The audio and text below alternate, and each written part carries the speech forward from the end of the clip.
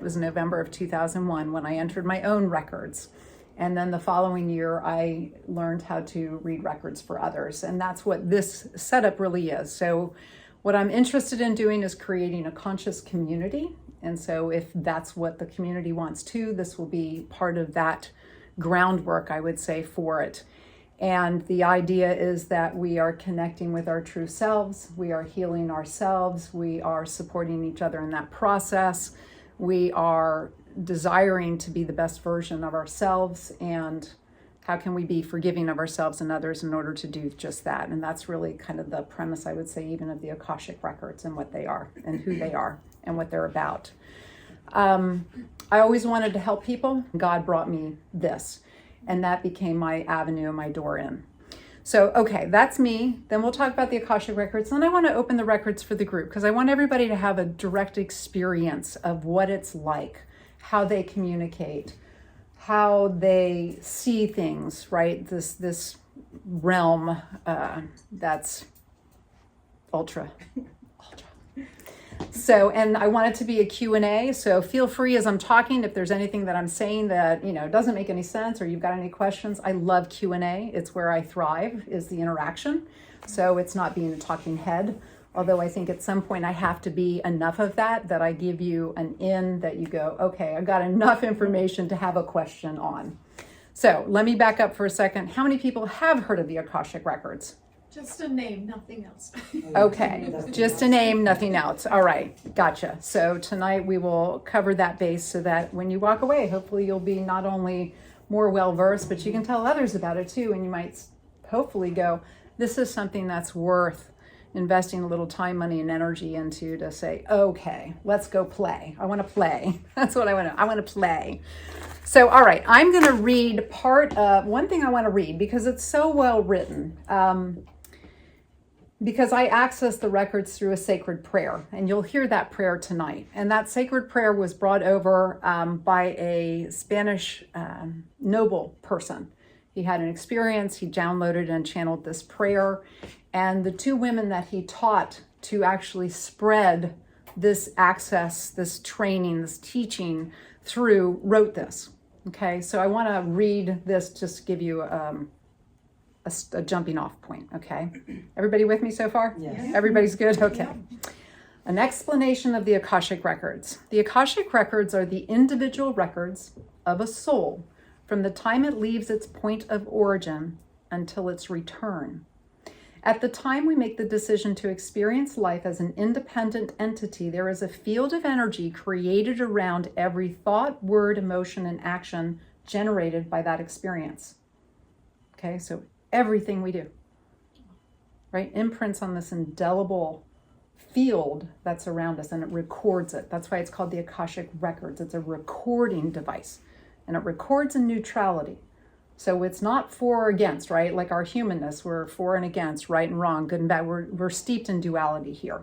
So this is outside the field of duality. It just records what is. So it becomes really interesting. So obviously, I'm not going to just stop at just reading this. It becomes really interesting because we can rewrite our records. And the reason we can rewrite our records is because we can create a new understanding of an experience. There's a new interpretation. And so much of the work I do, right, is moving out of our fear-based interpretation, perception of life and experiences. And we get moved gently into a love-based perspective. And from a love-based perspective, we can look at something completely different. And when we have that new understanding, that new relationship with oftentimes our past, many times our present, and yes, even our future, we rewrite what the potential is for ourselves. Okay, so mom did this to me when I was young. Now we can get a perspective of where mom was coming from. You don't get that through necessarily, right? You don't get that through astrology. You don't get that through iridology. You don't get the other side of the equation. And this field has that capacity to do that. Sometimes we can get it through, let's say, psychic energy or tarot or something if we're specifically going in for that information. That field of energy is the Akashic Records because it is composed of Akasha, the energetic substance from which all things are formed. Okay, huge field. And records because its objective is to record all life experience. The information in the Akashic Records helps us bring our past and our future present into the now. So this is super important, right? Because again, we exist in time and space, right? We're in this thing called third dimension. Is anybody familiar with that when I say it? Yeah? Okay. So there's multiple dimensions, right? So this is a metaphysical modality. It's non-physical. We're working at another dimension. So we're outside of time and space, but we experience here time and space. So because of that, we experience a past, we experience a future, and we experience a present moment. The records reside in the eternal now. The truth is, there is only now. And it's very hard for the brain, the personality, to comprehend this. Well, yesterday this happened, and tomorrow I'm planning that, etc. But you're always in now. You're never not in now. And so your consciousness, right, your state of consciousness determines actually where you are in the now, and how you're relating to the past and how you're relating to the future. So when I do sessions, when we ask questions of the records, we're always going to get the information in the now. So we can get probabilities, for example, of what may come, but it's always based on now. Where am I at now? How am I seeing it now? What am I doing now? Because what I do now is going to determine, right? It's going to be the pathway to that, okay? Any questions so far? So I'll say this, first of all, I'll say this. The records are not linear, right? So third dimension is linear. Past, present, future, right? It's like this timeline. So in the records, it's quantum. There is no linearity. So you might even notice that Kelly and how she communicates could look like I'm all over the place, right? Because there's different points that are trying to connect one with the other. But it's not necessarily a linear teaching. Now, the mind oftentimes has a problem with this, right? It's like, I want to know what's first, second, third. I know my mind likes order and organization, right? But at the same time, I can be in this quantum field and I go, there's no whiplash here, right? We can be going in this direction, then we're in this direction, then we're in this direction. It doesn't matter, okay? And it's all heart-based. So it's heart-centered. The heart is where we actually access the Akashic Records, how we get into the records. So we're really moving out of the mind and into the heart. And the heart holds paradox. It holds the field of love that allows us to access answers and information that we're wanting. And I would also describe the Akashic Records like going onto Google. Okay? So you open this vast field, and it's just waiting there. Yes, right? The yes man, the yes woman. And it requires the question. So the question says, I have an intention to know something. So it's always based on our intention, our free will, our desire to know. It's the bridge that allows us then to start gleaning information from the records. So what's interesting is, right, when you think about Google, you can get an answer and you can go into a website. And I typically find we do one of two things. We go into one website and before we know it, we're on 5 different websites later, right? We're like, how did I get here? I was looking for this and now my interest is way over here. Same thing with asking questions in the records, right? So we go into the records, we ask a question. It's like, oh, but I didn't, and now I'm thinking this, and now I'm thinking that. And it's like, oh, I really want to know this. The other thing is you go in and you get into one website and you're scouring the whole thing. Like you have dived deep and left and right and up and down and in and out. You're like, I want to know everything I can about that one subject. What else can I know? Okay, so that's part of that quantumness, if you will, of going into the records. Any questions? Exactly. Which, thank you for doing that. What's her name again? Sonia. Sonia just went Yeah, no, I mean, yeah, that's real. I mean, think about it. I know, right? So, but now you can see why the question in a way is so important, right? Where's our heart? So I'm going to just ask you all to do one thing and see how you do. It's like a little test, but it's not a test at all. What question do you want to ask? Do we have to say this out loud? No, what I'm actually testing for is to see how readily available is the question. Can't think of one. Can be difficult. Sometimes it can be difficult. Yeah, pick up. I think that, and this is just based on like, Google and AI and all these things, right? Right. If I haven't learned anything else in this season, it's like how to weave down to like the information I'm actually looking for, right? So it's trying to be so clear in my question that it's not broad, right? And not that the response wouldn't be broad, but like where I'm actually receiving the answer that I'm looking for as opposed to something. And I know regardless it will have you to dig a little bit more, but Right. And being clear in my exactly, my right. We want a starting point. Right. So just even the intention to know, right? Yeah. So even, I'm just going to share like when I do sessions with clients. So what happens for me is I'll open the records, right? I need your permission and I use the sacred prayer. So those two are like a lock and key that opens the door. So oftentimes what happens for me is I'll have a message that comes right away. Here's what your guides, your masters, teachers, and loved ones are sharing. And then I find that it's themes throughout the session typically. Then the questions start, right? And so it's not always that happens and the questions start. We don't have to always be so specific, right? So we do the best we can. And what's interesting is even the answers that come forward help us actually refine the question to go, oh, that's not what I was actually thinking of. This is, right? So based on the information, it's like, okay, or that's not deep enough, or yeah, I'm going 2 questions over. And that's often what happens. Yeah. How so? What do you mean? I mean, like when I go to put in a question into something or I'm looking for specific information, Right. what I'm verbalizing or what I'm writing is not actually, when I see the information, I'm like, not quite. Right. We're close. We're in the ballpark. Exactly. Yeah. Exactly. We just need I need Actually, to I need to refine my search. Yeah, exactly. So that's the same thing. Yes, Right? absolutely. Yeah. All right, so let's see where we're at now. By accessing the Akashic Records, we can identify and release anything that we created that has become a block to our present realization of our oneness with God.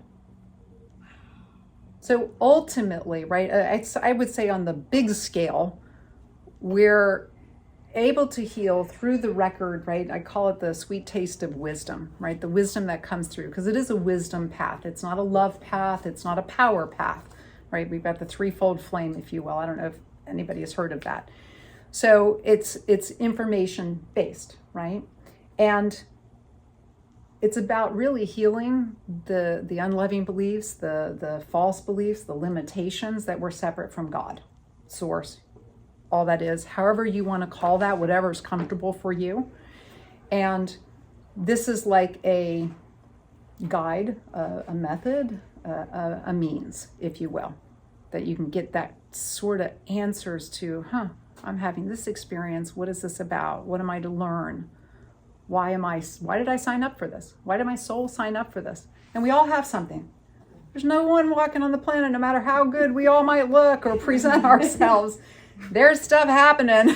That's for sure. Right? Guys. Yeah, exactly. So it's like, all right, so why did I come here, right? So what's recorded in here, right? Why do we go to the records? What is it helping us do? It can help us understand what patterns that are going on, that are blocking us, causing us pain and suffering, etc.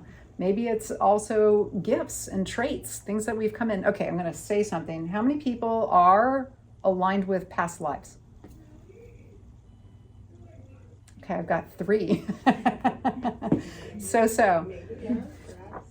it's interesting. That causes me to say a couple more things. So the Akashic Records are known as God's Remembrance, the Book of Life, which is, I was raised Catholic. So in the Bible, right, the Book of Life, Judgment Day, when you leave here, you go get quote unquote judged. I think it's more of an assessment, and you assess yourself.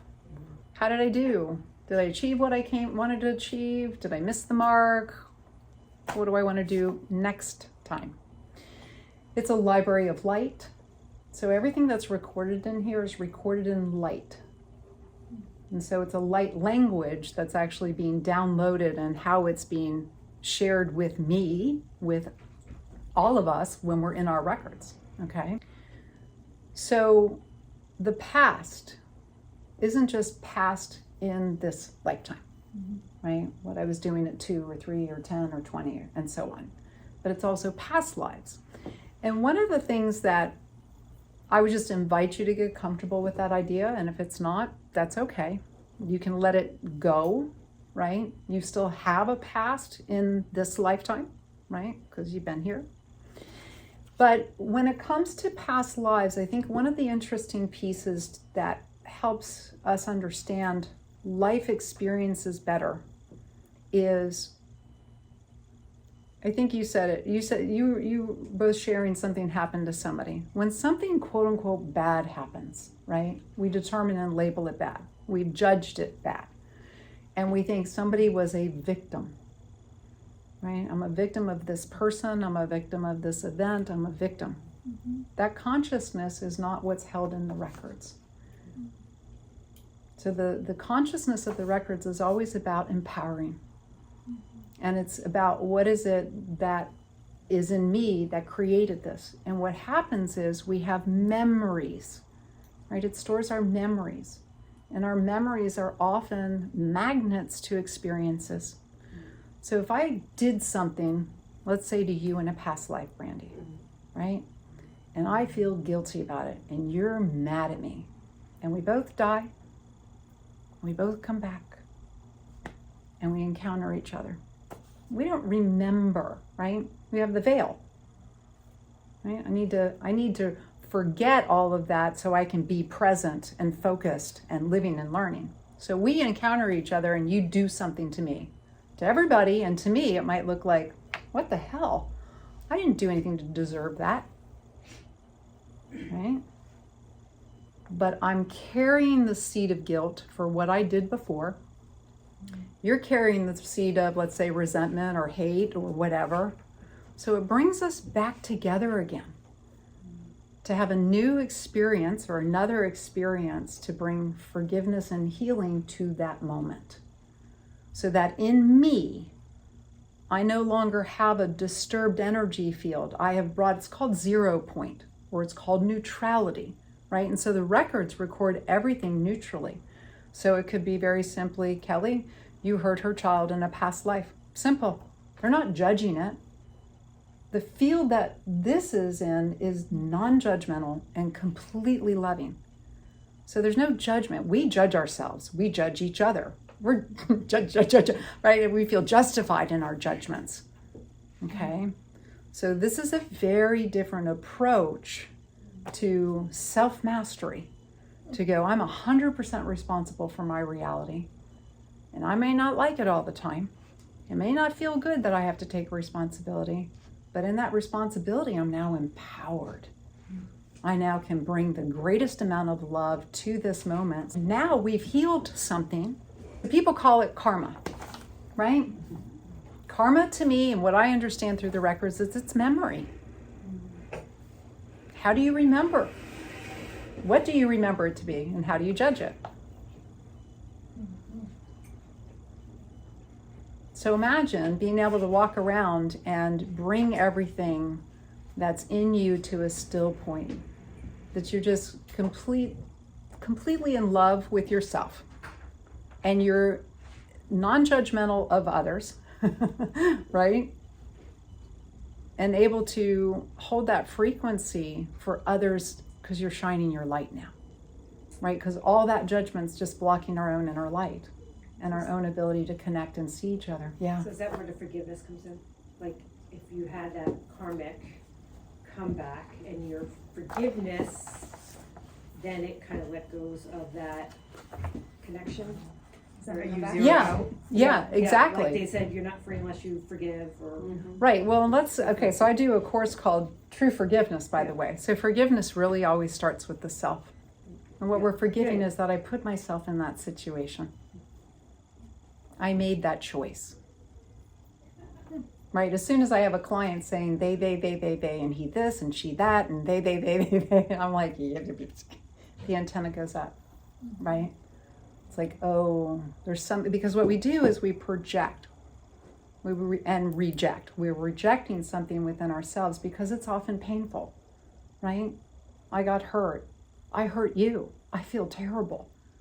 How do I forgive myself for hurting you? You see? Like, we really get to that place. Here's the interesting piece, and people, this is a hard thing for the mind to get. The other person on the other side of experiences that you might feel bad, guilty, shame, whatever about, they were also a magnetic attraction to it. There was something within them that was attracting that experience as well. And that's a piece that's often very hard to understand. That's why we want to forgive ourselves. And it's really never about the other, but we can forgive another when they hurt us. It's that idea of being hurt.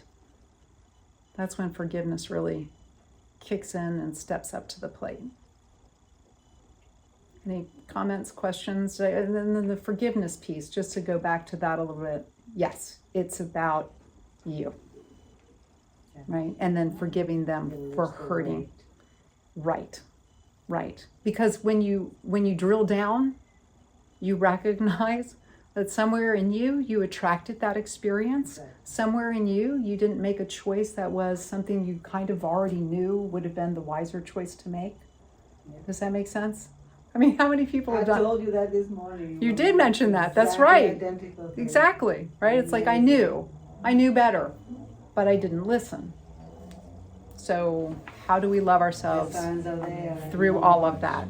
You Exactly. said that's okay. Another sign. Oh, that's okay. And then everything Right. was on and you said, but Right. the signs were there. You kept on going. So here's so what causes that?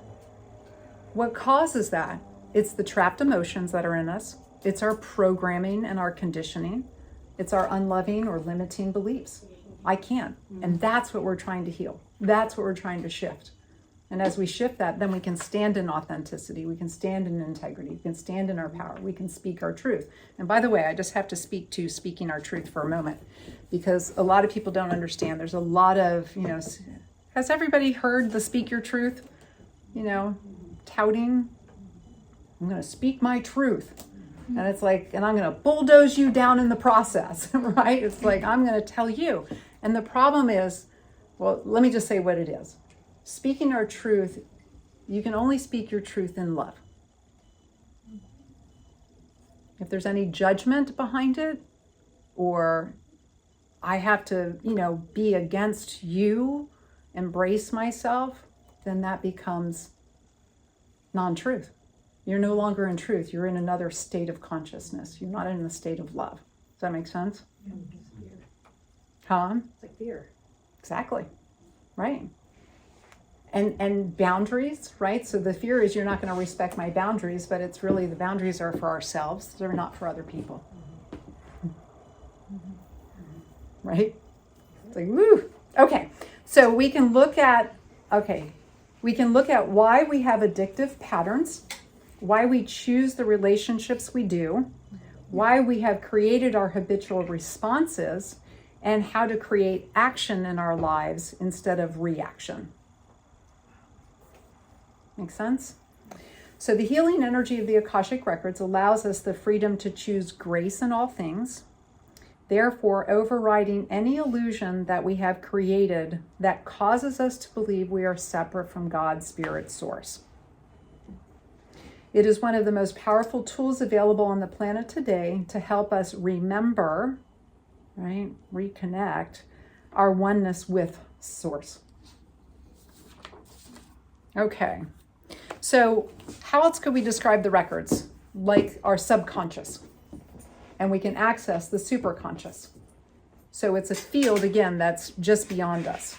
And what we do is we shift our brain waves. Everybody's heard of brainwave patterns? Beta, alpha, theta, right? So the beta is what we're in now. Chit-chatting, talking, thinking, processing, doing, right? Alpha is the next state of, we often call it relaxation. And when our mind relaxes, right, the brainwave patterns slow down. And we're able to access more information. How many people get ideas in the shower? Yeah. On the toilet? I mean, the bathroom's got water running. So to me, it's just like, right, things are flowing. So that's such a great, or you're just mindlessly doing dishes, right? The idea of being mindless, right? Doing dishes, gardening, what have you, meditating, deep breathing, getting a massage, what have you, right? So we're able to access these other wavelengths where more information becomes available. And then theta is even greater access.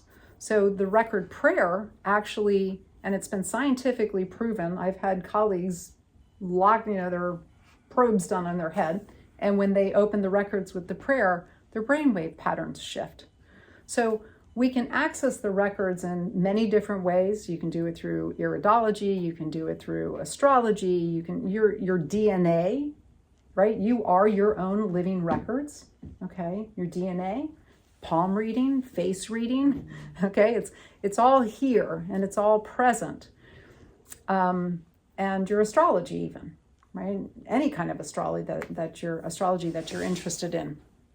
But the difference, as I shared with you, is the one thing the records can do that others can't is have an understanding of how an action will be received and what the outcome might be.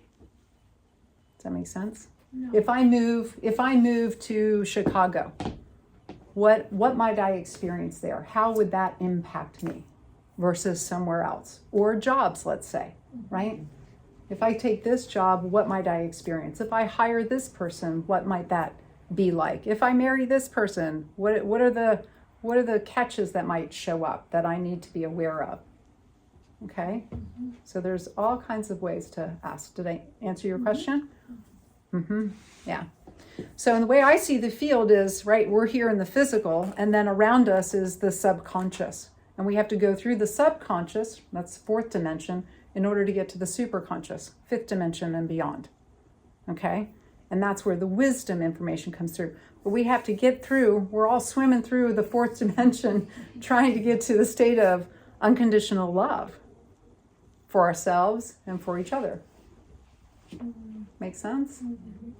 So when I open the records, so this method, this modality is about accessing the records and communicating with spirits called your Akashic masters, teachers, and loved ones. Okay?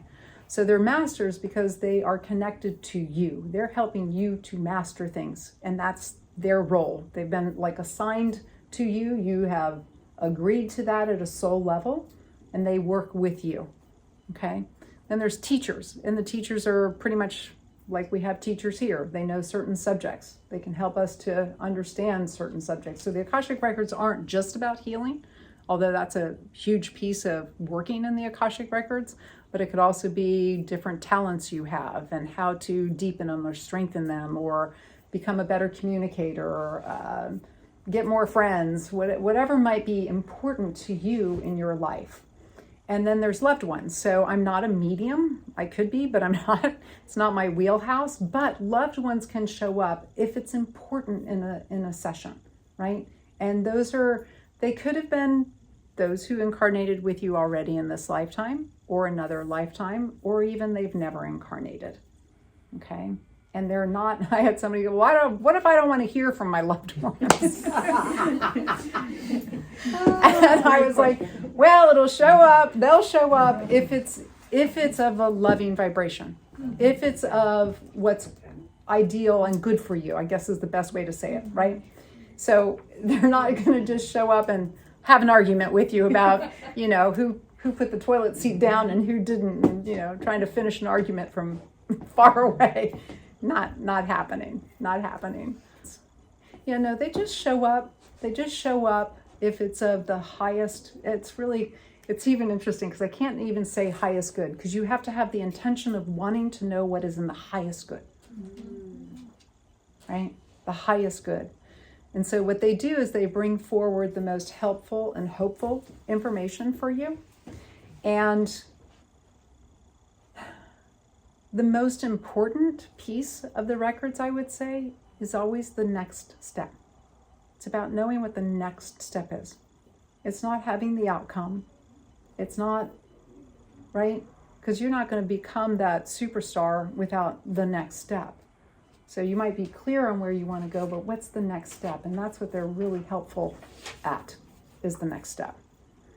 So I think that's all I wanted to share about the Akashic Record. Does that feel like it gives you a body of knowledge to understand? Yeah, I'd love some questions. Yeah, so can you do that like by yourself, or do you need like somebody like you to kind of access the records? So I will be teaching in probably February, people how to access their own records. So you can access your own records. We all have a divine right. You're already accessing your records. This is just a way, right? It's one way. Okay, so you can meditate and talk to your guides. You can, do automatic writing. You can do your tarot cards, your angel cards, however you're already accessing. This is just another way, right? And that's who we're communicating with, though, is those guides. Does that make sense? Yeah. Yeah. And then another question I had is like a lot of times we're holding on to something that our ancestors were carrying, and that kind of comes through to you, right? So then how do you know, like, can you still clear all that out, basically? Because it wasn't yours, really, it came through. Right, it's the ancestral lineage. Yeah. And here's my understanding about it. So, like in the Bible, they talk about the sins of the father, the 7 generations, right? So we're actually carrying the DNA of that lineage, right? All that far back. And when we do healing here now, we heal up the line and we heal down the line. Okay. Okay? That's how powerful we are. Okay? And when we heal in ourselves, our environment, how we interact, who we interact with, what happens, starts shifting and changing. Okay? So when I stop saying something outside of me is the problem, and I start looking inside and go, okay, what can I do in me to bring healing somewhere in me? Because I had people jealous of me 20, 30 years ago. I don't even know how long, 25 years ago in Feng Shui. It was like, I didn't see I was jealous, right? It was like, they're all being hard on me. So I didn't have that awareness at the time. So it's like to go, okay, what is the mirror, right? There's oftentimes mirrors, so we can start identifying. And we're not a victim of our ancestry. It matches something at a soul level that we came in and wanted to heal. It's very much a part of our own soul's evolution, right? So the Akashic Records help us in that evolutionary process. What do I need to know? What do I need to do? How can I do it? Not why is this happening to me, right? Not victim type questions, but empowering type questions. So, I think there's a lot of the buck stops here going on the planet today. It's just like, I'm not buying into that way of thinking. I'm not buying into your traditions. Religions are shifting, consciousness is shifting. I think the COVID was one of the biggest blessings and life-altering changes. And I don't mean it from the sense of what happened because of it, but I mean in the sense of people started reconnecting with themselves. They started realizing where they are not comfortable being by themselves, right?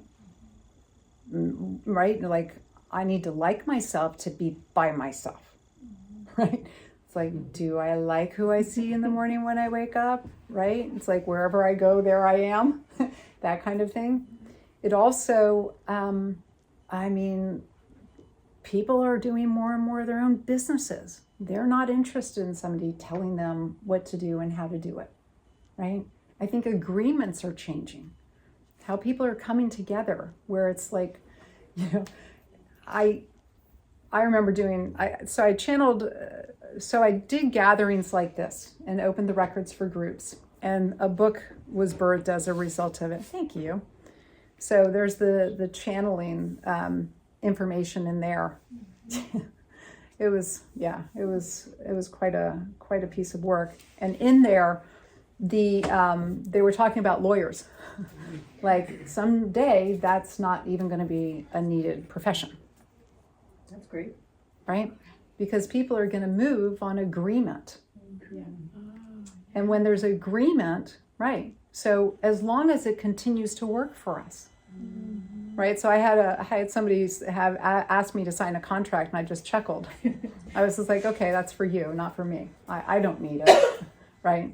Because I'm going to move forward in flow and in harmony, and I'm not going to be held to something that is telling me I can't be authentically me. Does that make sense? Yeah. And so all of this man-made construct, I mean, you have to admit, the mind of man is quite incredible. Like I watched a movie called Zeitgeist, which was about the money and how money and loans and compound, it's pretty incredible, but it's a little restrictive. I mean, have you gotten to a point like the red tape? It's just like there's this and this, and you're like, when does it end? Why don't I just need 3 sentences instead of this 500-page document? That's all I need. I don't need 500 pages. I just need 3 lines, 3 pages. Right. And it's just clear. So, and then there's that sense of trusting, right? You're trusting yourself to show up authentically you, and you're going to attract people to do the same. And if it doesn't work anymore, thank you. Love you, appreciate the engagement, and we go about our merry ways. There's nothing to hold anybody to anymore. And I think we're shifting. So, and the other neat thing about COVID was the Himalayas. The Himalayas. Love the Himalayas. The mountains way, way up in the sky. They saw them for the first time in 100 years. Because the pollution cleared. Because the cars, people weren't driving, weren't going anywhere. Right? So, I mean, it's pretty spectacular. The lungs of the earth got to breathe again. Did that answer your question, Mita? Yep. Yeah. Yeah, it's a really, really good question. I remember, has anybody heard of Ho'oponopono? It's a Hawaiian forgiveness prayer. I remember, again, it was like 20-something years ago, I went to a class and it was just like, you're responsible for all the sins of all the generations, and I was like, what? Like, I got enough going on with just me. I can't take on anybody else's stuff. I got 2 kids, I got a husband. I'm like, that's enough for me, right? And so I finally, took many decades to get it.